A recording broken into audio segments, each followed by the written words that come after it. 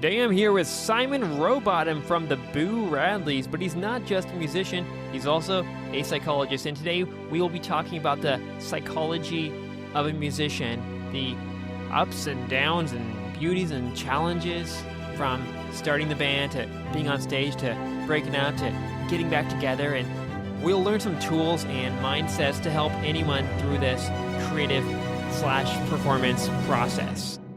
The following is my conversation with Dr. Simon Rowbottom. So you grew up in Wallasey, England, right across the river from Liverpool. I just want to start off with a little light setting of the scene of your life there in the 70s and 80s. What was it like back there as a kid? It's a very good question. It was quite deprived, really. Liverpool is very different these days. But when I was growing up in the sort of 70s, early 80s, and first sort of experiencing Liverpool, it was quite a deprived place. There were, I mean, culturally in the UK. There were lots of dramas and things about the deprivation in Liverpool. There's a very famous one called Boys from the Black Stuff, which is really about the high levels of employment in Liverpool and people searching for work and how they're coping. So it was quite a deprived area. It was still a lot of it was still not rebuilt after the war. A lot of it was still, Liverpool was sort of heavily bombed during the war because it was an important port. So it was still quite deprived, really. It's very different now in sort of the last 30, 40 years. It's really had a lot of investment. It's come on hugely. It's a very popular destination for university students. But yeah, it was, and the strange thing was, obviously, one of the massive exports for Liverpool was the Beatles. And when we were growing up, that was very, very quiet. It had only been 10 years or so since the Beatles split up, and there was yet to be that kind of resurgence and that kind of global kind of recognition. So now Liverpool is hugely Beatles centric. There are tourist centres for Beatles stuff, museums. The cavern has been rebuilt, and people are playing regularly there. We've played there, and so but at that time, there was really nothing there. We used to go over. We were sort of, me and my friends were sort of huge Beatles fans, so we used to go over to a pilgrimage to Matthew Street where the cavern was, and where basically was the only sort of pilgrimage you could make. And there was a very small museum there called it's basically called the Beatles Museum. It was very, very small and very run down, but it was fantastic because we used to, what they had early 1980s, because video was really rare, but they had a sort of lots of video of Beatles things on loop that we could just go and pay our money and just sit there all day long and just watch Beatles content. So it was a strange place to grow up, really, in the 70s and 80s. And I didn't really, I left Liverpool early 1990s and moved to London. So I haven't really sort of spent a lot of time there since. My family is still there, and I'll go back and visit and see the changes, but I don't really spend a lot of time there. When did you first notice music being a big part of your being? And yeah, tell us that story. That's sort of the early days of music for you. It's funny because I have written about this in the past, and so what comes to mind is really early memories. And what's interesting is when you study the psychology of memory, you kind of know that memories are very, very early when you think about the perspective of them. And so the perspective is, weirdly, it's because it's very low down, it's very small. So I remember one of the first things is being very, very little, and somebody putting on, well, somebody must have put it on. I don't remember this because I couldn't have done it if I was that little. But my parents had a record which was like this covers album. So it was two sides. One was the songs of the Beatles, and the other was the songs of Simon and Garfunkel. And I remember being very, very little and dancing around to this record, and kind of I remember particularly when I'm 64, the Beatles track, and dancing to that. So music from a very early age was something that brought me joy. It was something that kind of I absolutely loved. And then I the big program, the big thing where we got music was Top of the Pops, which was kind of a religious program. It was not literally religious, but we followed it religiously because I had two older brothers, so they would always watch it to see the bands that were on. So I remember, as early as I can remember, really 5 or 6, seeing the music on Top of the Pops and just absolutely falling in love with it and just being fascinated. And from a very, very early age, as soon as I saw that, I knew that's what I want to do. That's what I'm fascinated by. And then it never left me. I mean, then it was just about pop music. As soon as Top of the Pops really was the sort of, I guess, the Bible for it because it showed what was in the charts, it played the new tracks. And then I guess from that, I started buying records. I remember seeing, I don't know what year this was, might have been 78, 79, so I might have been 8 or 9, but seeing Another Brick in the Wall by Pink Floyd being on and, getting my parents to take me to buy a single with my pocket money and buying that single and loving that. So it's always been from a very, very early age, something that's just grabbed hold of me. And then together with your school friends, you made this band, the Boo Radleys. How deliberate was that of a thing for you, or how? I mean, I guess how early on did you imagine or hope to become a musician in that sort of professional sense, or was it just a kind of like magical sort of thing that emerged that you didn't as No, it was absolutely deliberate in the way that one of the first things we did was as soon as we sort of got together, it was basically me and Martin who were very close friends, and that's around the same time that Beatles worship started. And I think an uncle had given me a copy of Beatles at the Hollywood Bowl, and we used to literally dress up as the Beatles, put that record on, and perform. We used to have brooms pretending to be microphone stands and these kind of things, and so there was an unspoken thing between us, which was this is what we are going to do. And the weirdest thing was is that we almost kind of lived the lifestyle before we learned music. So we would interview each other, we would kind of talk about where we would go and how we would fly and the type of concerts and these kind of things before we actually learned the music. The music came sort of later on. The music came about, I think, about 1985, 86, when we were 15 or 16. And we then noticed other people in school doing it. Other people in school were sort of starting to form bands and were playing together.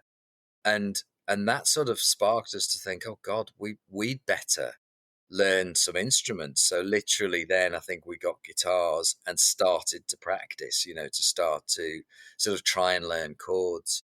And really one of the differences that we did was that we straight away wrote songs. A lot of people sort of start by learning other songs or covers or playing things, but we just basically, as soon as we learned 3 chords, it was very much a kind of punk ethic that we learned 3 chords. So from those 3 chords, we were going to write songs. And so we very rarely did covers. We always sort of did our own songs.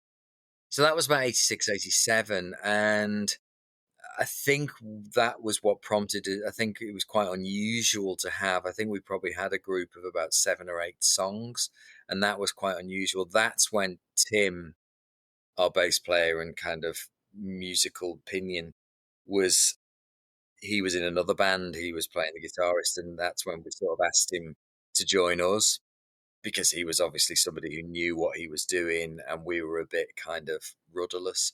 So that was really the core of it. So the three of us then, initially we had a drum machine, and the three of us around about 86, I think. So we would have been about around 17, played our first shows. We got a gig at a sort of local pub that did music, and that was it really. Once we started doing that, that was the reality that it was like, oh, okay, we're actually in a band now, and we were sort of doing it as for real. What did it feel like in those early days, say the late '80s, early '90s, and how was it different or matching your dream of how it was gonna be?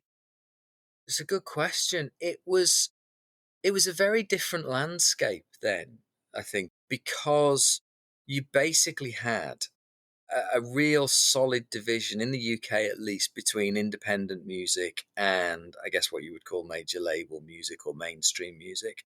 So the 1980s very much had an independent scene. It had its own independent charts. It had its own independent labels, distributors, and so that was what we wanted to be part of. The major label and the charts thing. It stopped being. It wasn't really on our radar. We loved bands like Jesus and Mary Chain, My Bloody Valentine. The Smiths were a bit more mainstream. I loved the Smiths, but really the independent, kind of the Wedding Present, bands like this who were sort of far more independent. And that was what we were sort of aiming at. Creation Records, who we ended up on. We loved all the bands on there, and really that was kind of what we were doing. We weren't really sort of thinking about mainstream success or kind of wider kind of our music being known. So it was about the independent scene, and really we didn't think any further than that. What all we wanted to do was to sort of keep on playing. So there was a very burgeoning kind of independent scene in Liverpool at the time. We spent sort of 2 years playing Liverpool. There were lots of clubs that would spring up. People would. It was a very sort of DIY ethos that was still kind of there from the punk thing, which was basically, look, if you want to promote, you just find a club. You say, right, I'm going to put these bands on. You ask the bands to play. You find a little PA, and you sell tickets, and you do it. Really, that's what we did. So for 2 years, I guess we were sort of learning a lot. We were kind of playing, we were writing, we were developing, and that was really useful, really helpful for us, I think. So what happened inside your mind when in 1995 when Wake Up Boo came and sort of put you on the charts? Maybe not where you wanted it to go, maybe you did. I guess you do want to be famous, but you don't. And I don't know how much of a surprise that was for you, or how much you were hoping for that, or how positive of an experience or negative of an experience that was for you. Maybe you could talk about that little big bomb in your life. Yeah, I mean, it was a strange thing because it was the culmination of everything we dreamed about as children. I mean, that was the weird thing, is that we, when we first wanted to be in a band, it was about that stuff. It was about the fame, the interviews, the promotions, the photo shoots, all these kind of things. That was the stuff that you imagined. Oh, this will be a great lifestyle. And then we sort of got diverted away, and lost interest in that stuff, and lost interest, and became more interested in the music, and really what we were doing in terms of the music. And like I say, it was a lot more independent. The weird thing is that suddenly, and that wasn't really on our radar, because as far as we were concerned, we were an independent group. But then what happened was this strange kind of confluence of the mainstream and the independent. And so there's sort of between 1990, when we actually started making records and were signed to labels. Between 1990 and about 1994, the independent started to cross over into the mainstream. First of all, with kind of, I guess, the Manchester scene, I guess, with Stone Roses, Happy Mondays, these kind of bands. And then other bands started to follow the Creation Records labels, Ride, Primal Scream, started to sort of cross over and become more mainstream.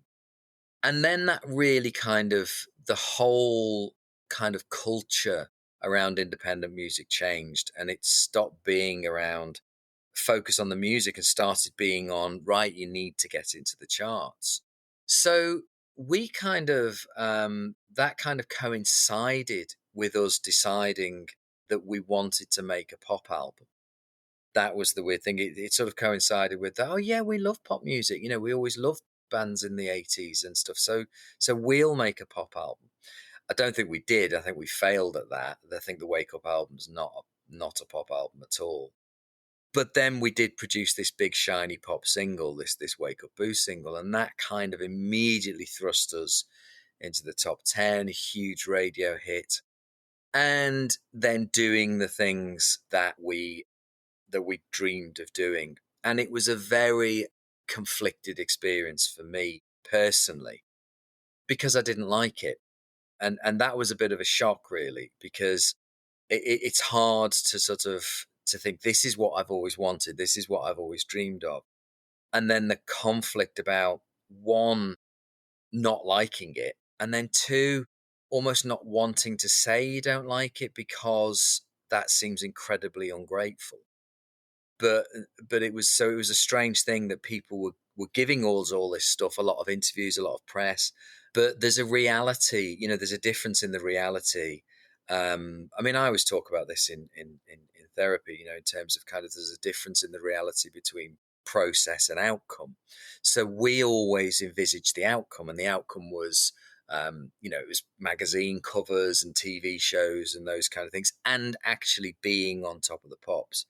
But the process involves what you actually have to do in order for those things to happen. And what you actually had to do was to spend a lot of time sitting around doing things that weren't particularly interesting, sitting in TV studios, not really doing anything creative, not having a lot of fun. And so that was, once I'd done one cycle of it, I was kind of bored with it. And I remember looking, one of the things was, I remember we were on Top of the Pops at the same time as John Bon Jovi, or Bon Jovi were doing something. And I remember looking and seeing his kind of joy and stuff at doing this and thinking, you've been doing this for so many years and you still enjoy it. And I was just thinking, that's not me. I'm not going to be able to enjoy this, and the other weird thing was that actually took us, the sort of pursuit of the, I guess, the promotional stuff actually took us away from what we really loved, which was the joy of making and performing music. We were finding that at that time and post that time, we were actually playing and recording less and less and less, and spending more time doing promotion, interviews, publicity, shooting videos, all those kind of things, which really we never enjoyed or were very good at. That was the other thing is that, we found that, okay, we can make music, we're good at this and we like playing live, but the other stuff we were never very good at. So then it may or may not be coincidence that, less than a year later in '96, you released you did a solo project, Eggman, where you're writing the lyrics now. I guess you were not writing the lyrics mostly in the early days of the Boo Radleys. He was the other guy, right? And then I guess my point here though is that's one point. The lyrics kind of you're doing your own solo thing, but I wonder what kind of pushed you into that solo land at that time. Well, I mean, that's a very interesting story, really, and it's really to do with kind of, I guess, how the writing happened. Because when we first started the band and when we first started writing songs, the songwriting was very equal. Me and Martin started to write songs, and it also, when Tim joined, Tim was writing songs. And for a period when we were starting, the songwriting was very shared out very equally.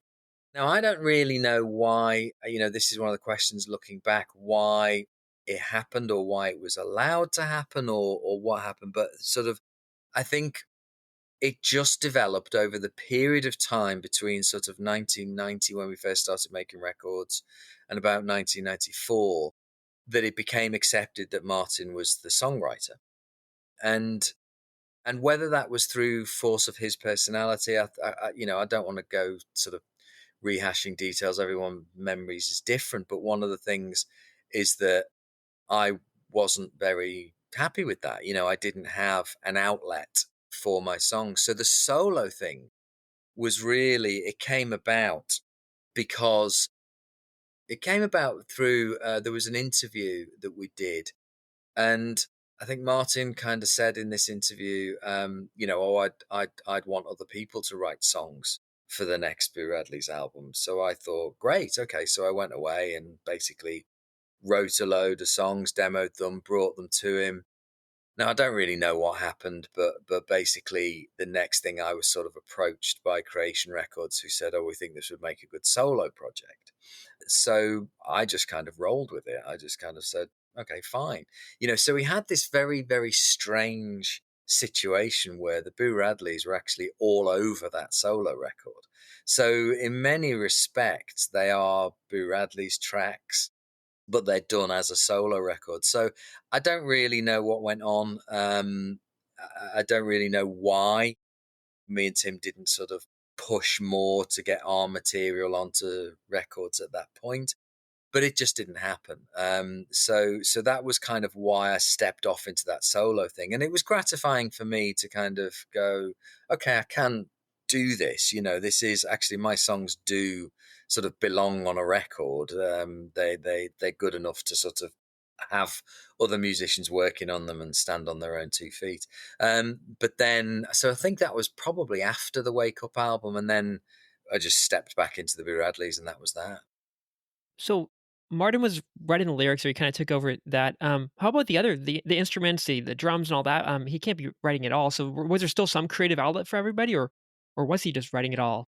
Yeah, I mean, it totally depended. There was creative outlet for everybody, so it totally depended on what ideas he had for a song or how finished a demo was when he brought it. And that's still the same now when I sort of write and produce with Tim. Sometimes the songs are very sort of complete when you bring them. Sometimes they're a complete idea. Sometimes they're just a very basic guitar and singing, and it has to be really built in and filled in. So a song like Wake Up Boo, when Martin brought it, it had an idea, but it really wasn't finished at all. And that was sort of changed massively by all our inputs. It was a very different sort of indie song when it started. There are other songs that are very sort of that have maybe Martin will sort of have an idea for a bass line in there, and it wouldn't need it. There are other things that Martin would sort of bring a song and then say, right, I know there's a 16 bar section here, but I don't know what to go into it. So me and him would just spend hours developing a whole sort of harmonic section, building harmonies, coming up with harmonies and those kind of things. So it was always there was always space for it, but I think it depended on individual tracks, how they were done or what the idea was. That sometimes the demos were, I think sometimes they were very basic. Other times they were a bit more complete, and other times we kind of had to sort of say, okay, we want to get the sense of the demo over. So it really depended on the song, as far as I recall. Yeah, and then the band officially broke up in 1999. I guess something was going on before that, but that was when it actually officially ended. But there was some sort of downward energy, from what I understand. And Martin called you, and everyone, and I think you mentioned it's on your Wikipedia page or the band's Wikipedia page that you were kind of relieved by that. Yeah, talk about that sort of, I don't know, what was happening between '95 and '99, and then how you felt when your band, your identity is gone. Yeah. It was. I mean, it was a relief, but mainly because, I mean, the downward spiral is a good way. Downward trajectory is a very good way to describe it. That was really what happened. I think the album. I think releasing the album afterwards was a huge disappointment for us and was very confusing because we loved it. It's still my favorite album, that Come On Kids album, and it was, I think how it was received was really confusing to us because people were basically saying they're committing deliberate commercial suicide, or they are trying to get rid of fans who they developed, and it was completely the opposite. And it still was so confusing to me because the first line of that album is, come on kids, don't do yourselves down, throw out your arms for a new sound. And so what our idea was, after Wake Up, we were like, brilliant, this album sold 300,000 copies. That's brilliant. That's 300,000 people who are going to want to listen to something adventurous and experimental, and want to be sort of blown away, like we used to love being blown away by bands. But it wasn't taken like that. It was taken that it was in inverted commas, a difficult album. And so I think that knocked a lot of the wind out of our sails. It knocked a lot of life out of us. I think we then sort of went on to try and tour. But I think one of the things that we sort of realized that was quite dejecting was that nobody was really listening. I think attention had turned otherwise. The whole Britpop thing had come along. There was a new, one of the things that we felt was really quite depressing was that in the UK, Britpop had kind of brought along with it this kind of new lad culture, which kind of brought back, it kind of allowed sexism, a kind of anti-education thing, a kind of hedonism that we were just not in line with at all, that we just kind of just didn't feel part of. And so I think when it came to go back in to record another album, that album, final album, King Size, which I think is a great album. I mean, I look back now and I think I was depressed. I think I really, I didn't want to do it. I didn't spend any time down the studio really. I mean, that album only really got made because of Tim. Tim's kind of dedication to it and his time spent down the studio and his drive. That album, I think, belongs to him, because he kind of kept it going. But yeah, I think I'd lost interest. The other big thing was that Creation Records went down at the same time. We could sense everything was changing there. Oasis came in and they made Creation Records the biggest record company in the country, and it spoiled it. It spoiled what was there, which was that independent sense. It became another major record label. It changed beyond all recognition. So when they decided, look, we're going to stop Creation Records, Alan McGee and Dick Green, who ran Creation Records, said this is going to stop. We just said, well, that's us then. We're kind of we. I remember we had a meeting and we talked about continuing, trying to find another label, and nobody really had the heart for it. We kind of spoke the words, but nobody had the heart for it. So when Martin phoned me and said, I think we need to stop this, yeah, it was a huge sense of relief. It was a kind of, okay, that's good. I can think about the next phase. I can think about what's next. So it was, yeah, it was a huge sense of relief. Yeah, and I don't think that's changed really. I think it was a sense of relief. It's a weird situation now. Bands don't really split up anymore. These days, I think we probably would have got the advice to basically say, look, go away, don't split up, just take time off, go away, do your own thing for 2 or 3 years, and then see how you feel. And I think had we had that advice, we probably would have done that, and we may well have come back. Martin immediately went on to making solo stuff. I did another solo thing. I think at some point we would have maybe come back, but we decided we'd split up, and that was that. And our lives all took different trajectories, and so it was never really going to come back in the same way. Yeah. Sometimes it's nice when you're feeling a little bit tired or depressed or burnt out just to not completely stop what you're doing, the thing that you love, but instead just opening up some flexibility and maybe doing it a little bit less or taking a pause or something. Like even with this podcast, it's been going for what, a few years or so, and yeah, you're getting a little bit of traction, but it's like that music you make. Sometimes you think people will listen and they don't, or just all this other stuff you don't like about the job. Got to do the editing, got to send the emails, got to do social media. Like, So some people they're podcasting friends, and some of it just have just stopped. Because it's like, is it worth it? But I mean, what I've started doing is I am still cranking them out, but I've sort of been not holding myself to a schedule of I have to release one every week, or I have to do my intro this way. Like I got bored with my intros, for example, and I stopped doing just the normal little spiel, and I started actually making songs. I started singing along to this whatever music I could find online and writing the lyrics and stuff, and that's been really fun for me. But now I'm getting a little bit bored with that. Even though I've been hopping through genres, I'm doing hip hop this day, I'm doing country this day, and whatever, and I'm not a musician, and people telling me my voice sucks, but it's fun. But now I'm thinking, oh, maybe I could do something else for the intros. Maybe I do a little story time, maybe a little comedy skit, maybe do some voice acting. I don't know, but like you can change what you're doing, or you can just take a complete pause. Like maybe I'm going down to doing releasing an episode every 2 weeks, or maybe I can take a break for 3 months and who cares? And I come back. Not holding yourself to these standards of I have to do things this way. And so when you're talking, I can sort of, I guess we can all sort of feel this battle within ourselves anytime you're trying to create something. And I think you're absolutely right. Sometimes one of the solutions is to just step away and get your mojo back. Get that, because we do. One of the things that I sort of talk a lot in therapy about is the effects of cumulative stress. Is kind of, and that's one of the things, is that we don't sort of realize how much things gradually weigh on us, and what we need is recovery time. And I think that's what you're kind of suggesting, is that sometimes by doing something different we give us that recovery time, but sometimes to just step away and doing something different allows us to recover that energy and just that mojo for something back, which it does come back.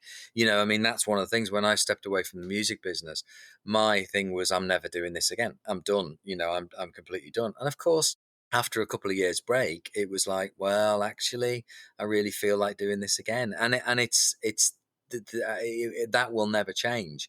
I think when we take time away, we recover that energy and we feel like doing it again. It's very, very rare in any situation that people don't recover that. I mean, we're seeing it with, Daniel Day-Lewis at the moment. He constantly goes through that cumulative stress to burn himself out and then say, I'm done with acting, I'm stepping away. And then gradually that energy builds up again, and you're like, no, actually I could do this again now. So I think it's really sensible to accept that and to kind of say, yes, okay, I'm done with this. Maybe what's good is to step away for a bit and do something different. Just rest those particular muscles. And it's like it's something bigger than yourself even. You think you're quitting, you think the band's breaking up, but then it gets back together. You think you're gonna, stop making movies, but you can't help yourself. You're just it's too much part of you. So it's kind of cool too that, even if you think you can stop it, no, there's something I don't know, I'm not religious, but there's something out there like, "No, you're doing it. You're doing it. It's you." You're drawn towards it, absolutely, yeah. I mean, these things can be like an addiction. It gives you something. It gives you a sense of joy, a sense of something that we need in our lives. And I think really, if it was to sort of pin it down, it's something. It's the joy, that it's the magic of creativity. It's the actual magic of creating something out of nothing, which, in a literal sense, your podcast Brain Shaman, shamans used to be seen as kind of as magic, because a lot of shamans and leaders were storytellers, and they were seen as magic because they would bring something out of nothing. They would create something, when they would tell a story or a tale. It would, like, wow, that came from nowhere. That's magic. And I think that's the thing about the creative industries, is that there was nothing there, and then suddenly, whether it's acting, a record, a podcast, or something, you brought something into being, and that's there's something very, very addictive about that, I think. Yeah.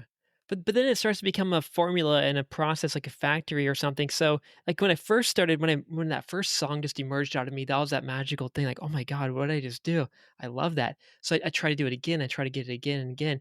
So that's maybe I'm changing genres to sort of rekindle that. But now it gets to this point where you're like, I don't know, it's kind of formulaic, or I'm just doing the work, and therefore I don't want to have to pressure myself to make this song. Let's just do something else, or maybe completely pause and then feel that moment of, wow, something's coming out of me right now. I'm hearing this song. I want that feeling. I don't want it to be like a, okay, crank it out every week kind of thing.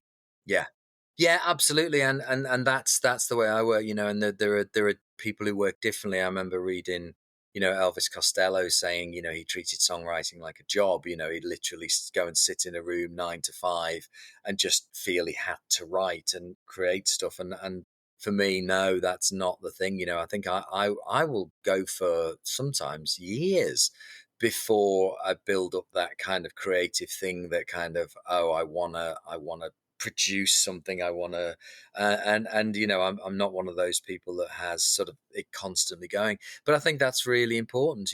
Everybody's different. Some people have it flowing out of them and need to be doing something. I don't have that need, but I think it is important to kind of feel that swell of, okay, and I want to do something here. Otherwise it does just become a pressure, something that we feel we have to do, and that really robs it of the joy. And you got a break from all that noise. You got a little bit of silence. You went back to school. You studied psychology. It was sort of a little pivot, like we're talking about, or it wasn't exactly a pause because you were actually working quite hard. But yeah, maybe you could talk about that little period. And actually, you did have a solo album that came out in that period as well. Mm. Yeah, the solo album was sort of prior to that. I mean, that was the weird thing, is that the solo album was kind of part of that process. So what happened after the band split is that me and my wife had kids, and one of the things that I did was that I ended up being a stay-at-home dad. So I stayed at home looking after the kids, which was very, very difficult. Really great. I'd never regret that. And my wife went out to work, and so for sort of 5 years, that's kind of how we lived, and I really sort of liked that lifestyle. But also, what I did at that point, and I keep forgetting about this, was that over that 5 year period interspersed, I wrote a novel, and that was kind of that pivot away from music, but still something creative. And for that sort of 5 year period, where I could grab an hour here, an hour there, I was writing the novel, which I'm still very pleased about that I've got that thing. Again, it's one of those things that I'm not sure I'd ever go back to because it was quite sort of all consuming. But it was that thing that I turned away from music. I didn't want to create music, but I was actually writing creatively. Um, the big problem, as you say, and this is sort of pertinent to what we're saying, is that about 2005, when the kids were getting older and starting school, I kind of thought, I've got to do something here. I've got to kind of try and earn some money, get a career going again. So that's when I sort of wrote more songs and stepped back into the solo. Well, it wasn't even a solo thing. I made a band. And that was really, really weird because I did it and started off on it and sort of realized as I was doing it, this is wrong. It just felt, this is not what I need to be doing. This is, I've done this. I don't really want to go back to it. And so I felt very, very lost. About 2005, 2006, I was really lost. Like I say, I didn't know what I was going to do. I'd never sort of thought of myself as getting inverted commas a proper job, but actually I needed to do that, and so I ended up in therapy. That was kind of what was happening around then. I ended up in therapy, which was immensely helpful, and like like a lot of people who end up in therapy, at some point you get to the point where you kind of think, well, I could do this. I could do what you're doing. And actually, the person I was seeing in therapy was very supportive about that, was kind of like, well, you're intelligent. One of the things that happened was I was never able to pursue my studies because the bands took off, but I always had an interest in psychology, always had an interest in English, in writing. So I went back to university with no great kind of ambition to do anything particular, but I really, really enjoyed the studying. That was brilliant. I really loved that. I was still sort of staying at home with the kids, but I went to a local university. And then it was after that really it was kind of, okay, do I want to do this as a career? And it was, yeah, I think I really do. I'd done, by that stage I'd done voluntary counselling with Samaritans in the UK and mental health befriending and those kind of things, and I found that I really did enjoy it. That I really did. It was something I could do. So I went and did a practitioner doctorate for 3 years. Well, it ended up being 4 years of training, working in the National Health Service in psychology departments and those kind of things, and came out fully qualified 2014. So I've been running my private practice now for pretty much 10 years, and I've loved it. Absolutely love it. I feel absolutely blessed that I've had this second thing that I've found in my life that actually I really enjoy and I feel is very worthwhile. And recently, I've been sort of working with an organisation called the Music Industry Therapist Collective, which has actually brought the two things together. So, working with mental health within the music industry has brought the two things together. So I feel very, very blessed. Yeah, on that note, what are some of the psychological challenges that musicians face that you and others in the music industry, Therapy Collective, long name, are helping them with? Well, the main thing, I think, one of the things that we sort of talk about is the problems associated with touring, the problems associated with being on the road. So this isn't just musicians, this is based anybody who kind of works on the road, and being on tour, one of the sort of necessary things that musicians have to do pretty much everything about it is problematic for human psychological functioning. In terms of the change in the sleep cycle, the very fact that the day is shifted very much, 6 or 7 hours forward, the problems with sleeping, the uncertainty, everything that we need in our life. We need a sense of safety. We need a sense of uniformity. We need a sense of comfort. Being on the road doesn't give you that. You are constantly living in an uncertainty. Your stress system is constantly being activated. You don't know where your next meal is coming from. All the things that are very, very important to help our psychological functioning. Being on the road really disrupts that. And so one of the things that we've seen, it's really interesting that we look back, and one of the things that's become synonymous with what you might call the rock and roll lifestyle is the excess, is the drugs and the alcohol, without ever really thinking that, well, why have those things become synonymous with that? And really, it's because they are coping strategies. They're the only thing that people can do to help cope with the stresses of being on the road. Alcohol, especially, alcohol is one of those things that people. I mean, we were quite a big drinking band, and I look back at it and think, well, that's because you come off stage at the end of the day, and you cannot sleep. You are so full of adrenaline from the build up of the day and the show that, and then you're on the tour bus, and there's no way you're going to sleep until that adrenaline leaves your system. And that takes usually 4 or 5 hours for it to calm down.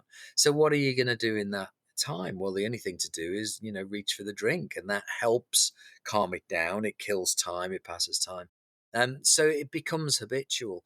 So there are a huge amount of problematic aspects with touring. And kind of one of the things that we talk about is kind of how we can tour in a more healthy way, and how we cope with these stresses, the things that we can do to make it more manageable. We can't take these stresses away, but recognizing, I think one of the things that we try and do is educate people about why touring is such a difficult thing to do. And for crew, it's even worse. Musicians will, they will go on tour, but they will get a chance to stop and come off tour and maybe get a break. But for crew, they're often moving from one tour onto the next, and it's an incredibly difficult lifestyle. Yeah. We look at these bands on stage and they're having fun and they look happy, but it's almost like it's too high. God, now that we bring up the drugs, you're taking these drugs like alcohol or cocaine or whatever. I'm not saying you're taking that one, but people take these drugs, and then you're also up there on stage. There's just even higher high, I imagine, from being on stage with that crowd and playing the music. So you're like stacking these drugs, these addictive things on top of each other, and it's just like how would you explain the sort of neurochemical story going on for this musician? I mean, you get those highs, but then I guess as you mentioned, you did reach some depression towards the end of that because that seems quite natural. And yeah, what's sort of the neurochemical landscape that these guys are going through? You can't be high all the time, but No.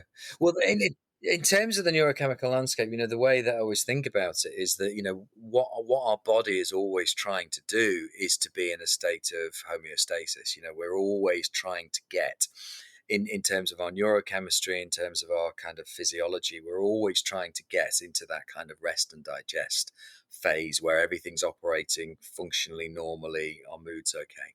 And the problem with touring is that it's a massive disruption for that. Like I say, just not knowing where you're going to sleep each night. We think about ourselves in terms of animals. Any animal wants to find safety, wants to know where it's sleeping, wants to have a burrow somewhere to return to. But when you're on the road, you're in a different city each night, you're in a different bed, you don't know. And so just that basic functioning, what we don't realize is that that's disrupting the neurochemistry. To a certain level, it's activating the fight or flight response. And the problem is that no physiology is designed for that. The fight or flight response is designed to be activated. It's a short period of time and then it's over, and then we go back into homeostasis. But what humans have, and this isn't just musicians, this is human functioning in society, we have that constant activation of the fight or flight response, of the stress response. And of course, for musicians, you then have that at the end of the day, you have that massive one. And in some ways, it's a good one. It's what we'd call a positive stress, but it's still a stress, so you go into that over functioning thing, you have those nerves, you have that kind of thing. And of course, what that does is that it tires the system out. At the end of the day, the poor old body system has got to go, right, I've got to try and get this back down into the rest and digest system.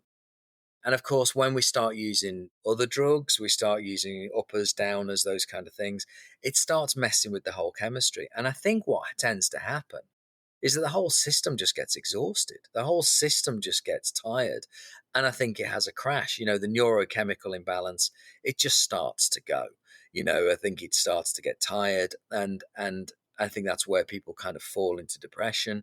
And I think that's where, then they start using the uppers, you start using more cocaine, these kind of things to lift you. And it just becomes a kind of a complete mess. Really what we need and what we don't get is that time for everything to naturally settle. We need time where we feel safe, where we feel comfortable, where we feel calm, where we feel rested. And of course, the road is just not the place for that. You can't find that.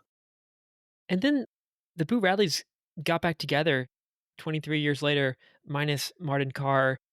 How is the band after going through all that psychology training and work and everything else that went on, becoming a father, etc., education, all of that, and then now you're back in this band. That must have felt uh, interesting. How did it feel, and how is it different from before? It's massively, massively different. It feels wonderful, mainly because for me personally, and I think the other members of the band, is that we're older and wiser, and I think we realize what the value of it is. And I think one of the things that we said was that when we came back to start doing this, we said, right, okay, we have to enjoy this. If we're not enjoying it, we're not going to do it. And so that really, really helps, that actually the focus is on enjoying it. And that helps massively in terms of kind of what we're actually doing. What we're actually doing is the big thing really has been sort of going back out and playing shows again. And that just makes everything worthwhile, because our focus has become about, as I mentioned earlier, our focus has been on the process of making music rather than the outcome. So one of the things back in the 90s, we realized that actually you were playing shows, but we weren't really focused on the process of making music. We were focused on, is the audience excited enough? Are we playing a big enough venue? Have we sold it out? Why are so and so band playing a bigger venue? All these kind of things that you're focused on the outcome rather than the process of playing the music, enjoying playing the music. And that's what we've gone back to, which is just that's what's absolutely wonderful. Since we sort of started playing live again, 2021, I think 2022 maybe we did the first ones. We haven't not enjoyed a show. It's like I've never come off stage going, I didn't enjoy that, which used to happen a lot back in the day. It's just like, that was brilliant, that was fun. So it's a very, very, we approach it with a very different mindset, and that's really the difference. We're a lot wiser, we're older, and we do it just for the enjoyment of it now. There are no expectations. And with that mindset change, I imagine there are also other kind of behavioral habit changes and stuff too that maybe just kind of fell into place through the mindset or independently. What are some of the other ways that you work or create music now? I guess performing, there's all of that. How is that different than everything else that was going on in terms of behavior back then? Yeah, I mean, we do it differently, where we can. In terms of touring, one of the things that we do is we look after ourselves a lot more. So whereas with the sort of when you go on tour and play live, what you used to do, everybody used to pile onto a bus, and it used to be a sort of band thing. One of the things that we've realized is actually we need our own space. So we actually sort of travel ourselves where we can. our family come along with us to the gig, so we've got that sense of family, we've got that sense of refuge. So it's not as intense. You're not pushed along.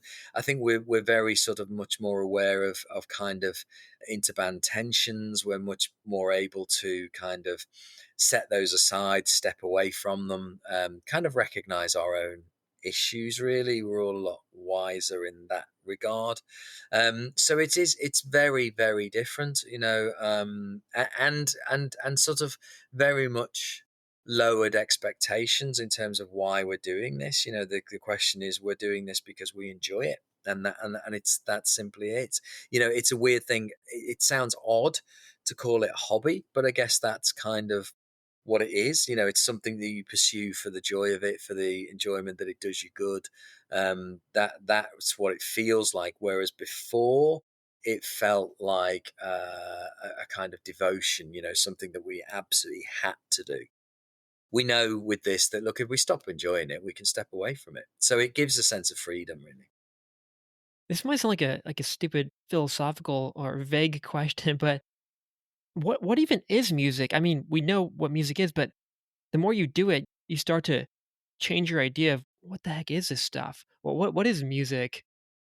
I mean, if I was to boil it down, and this I'd probably give a different definition on a different day, but for me, I think it's about expression of emotion.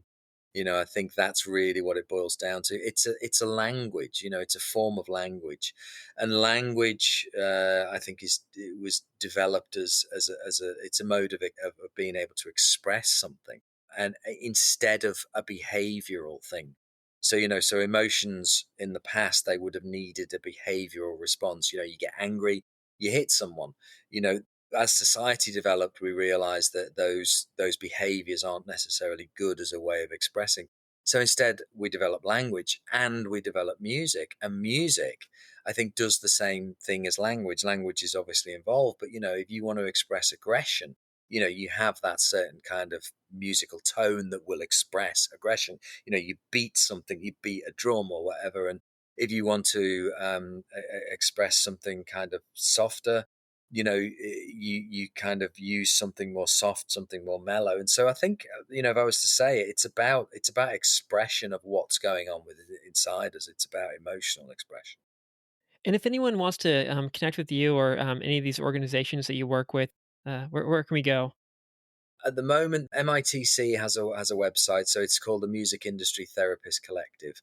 The best way to sort of look for me is look through the Boo Radleys, really, if people want to get in touch with me directly. The BooRadleys.com, I think, or is it co.uk? One of them has the Boo Radleys, but any message sent through there will get to me if people want to talk to me therapeutically about these things. That's probably the best way. Great. Well, thank you for this. I would love to continue this conversation, but like every song, they all end. They'll have to end. Thank you, Mike. It's been an absolute pleasure. I've really enjoyed speaking to you.